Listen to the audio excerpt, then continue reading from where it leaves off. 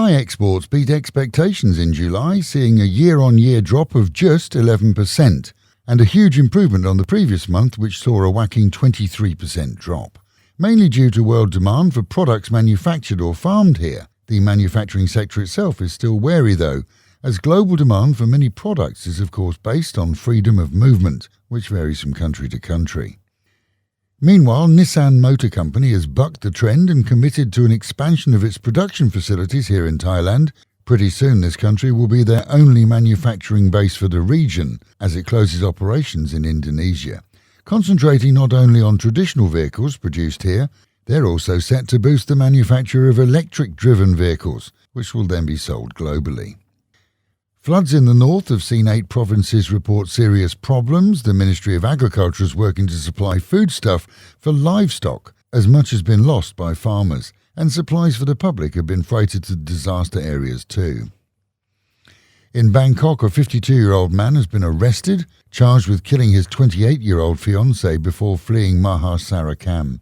She was discovered strangled 2 weeks ago, with her mother telling reporters that he was a cheapskate, who'd often told them that he was rich, but so far had only given them fake gold and a few home appliances, despite promises of a new home. This, as others implied, that the dead lady was two-timing him. It'll all come out in the wash as the investigation continues. And it's possible that someone may have got ticked off with a food delivery company on Phuket. This as FoodPanda delivery drivers merged on a small side soy, all loaded up with cups of coffee and snacks. Numerous addresses were given to the food ordering system. Delivery boys were fuming as they weren't real customers. Locals were amazed, and FoodPanda isn't over the moon either.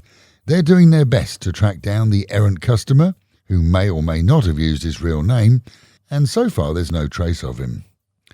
Meanwhile at home and in Pattaya, Thailand's Prime Minister opened the Pattaya-Maptaphut extension of the Intercity Highway 7 yesterday.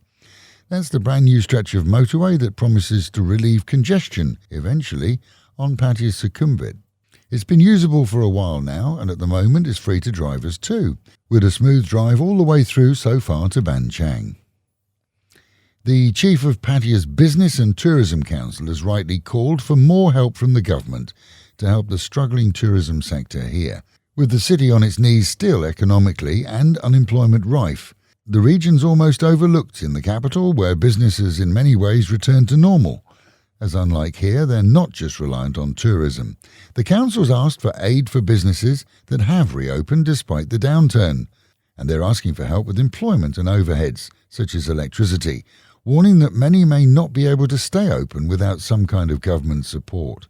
And there's a whole list of suggestions been passed to the government that together might slightly stimulate what is a stagnant economy right now. And with the reminder amidst masks and meters, wash your hands, wear a mask and keep social distancing, and the Met Office promising highs today of 32, the real feel of 35, dropping down to 26 and an overcast day. That is the local and national news from Fab FM.